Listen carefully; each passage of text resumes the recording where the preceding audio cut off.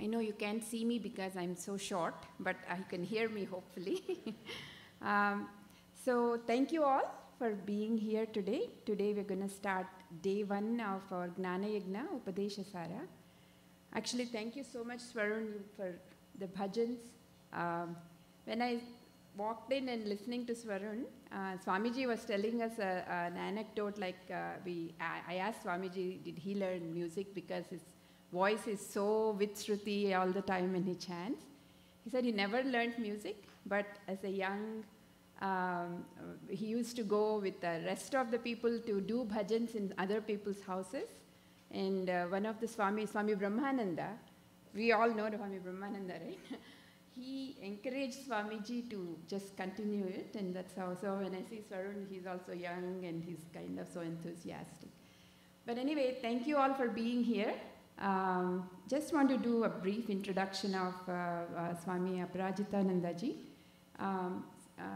Swamiji, actually, in his Purvashramam, he was a professor of electronics and communications, and he worked as a lecturer in the college in Mangalore, and at a certain stage during that, he decided to study scriptures more deeply, and he went and joined the Sandipani, the 2-year course, under the tutelage of our own Guruji, was the teacher then. If you all know Vivekji, Swamiji is a contemporary, they both are in the same batch actually. But after that in 2018 is when Swamiji on Mahashivratri day was given the Sannyasi Diksha. And he worked in Mangalore Center for several years. And just only last May, Swamiji was sent to here in Chicago, Yamunotri Center. That's where Swamiji is currently. It's just, I think, about to complete 1 year of his stay in Chicago. So Swamiji is going to, of course, give us the gist of all the spiritual instructions. Most of you must have, I mean, I can guarantee at least 75% in this audience must have listened to Swamiji on YouTube. And yesterday 2 people approached me and said, I never thought I will see Swamiji as in person. So they were all very thrilled to meet Swamiji in person here. So I was just looking at Bhagavan Ramana Maharshi.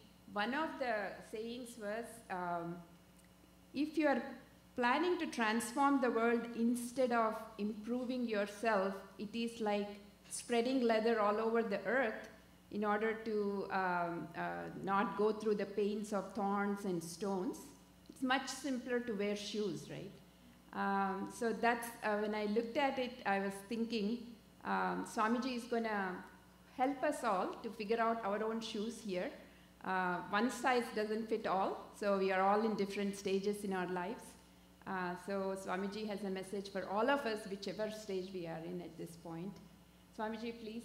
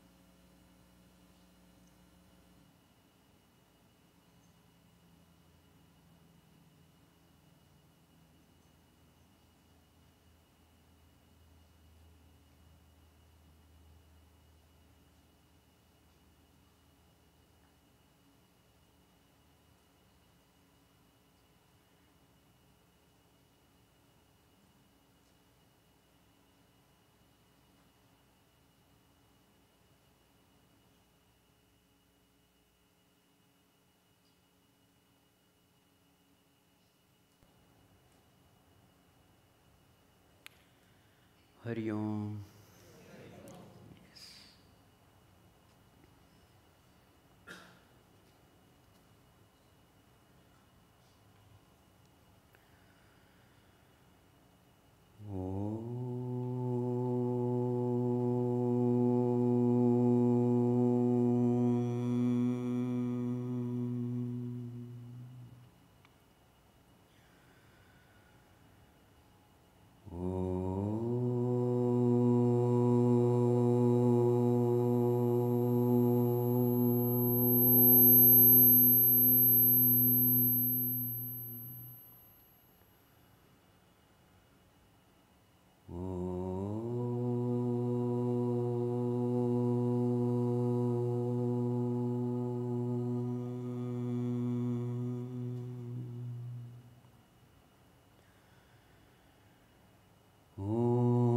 सहना भवतु सहनो भुनक्तु सह वीर्यं करवावहै तेजस्विनावधीतमस्तु मा विद्विषावहै।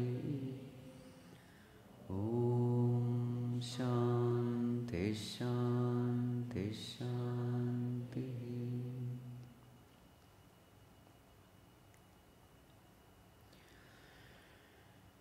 Repeat once. Shankara Chandrasekhara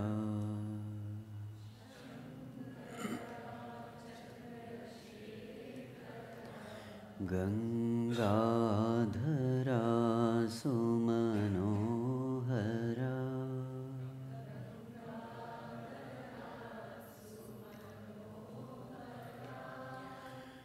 Pahi Mam Parameshwara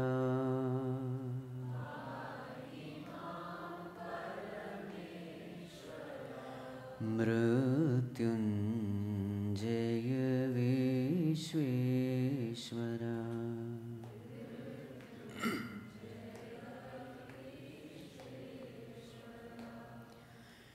Neelakantha Bhalanetra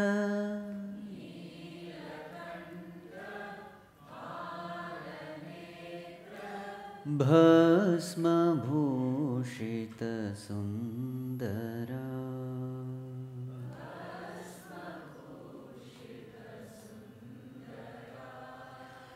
Pahi Mam Karunakara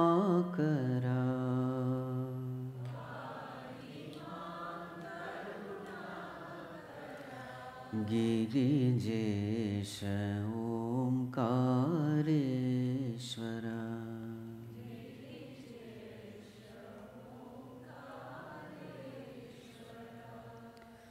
Shankara Chandrasekhara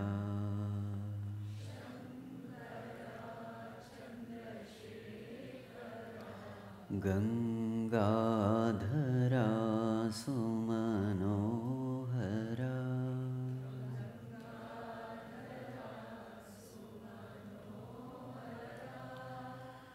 Pahi Mam Parameshwara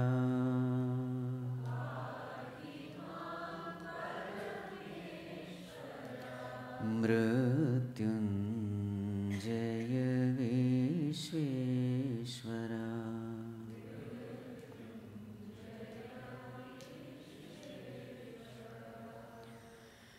Tandava Priya Jaya Natesha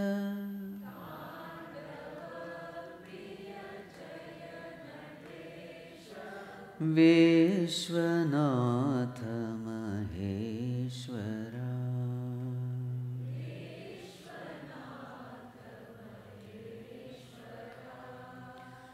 Pahi Mam Abhayankara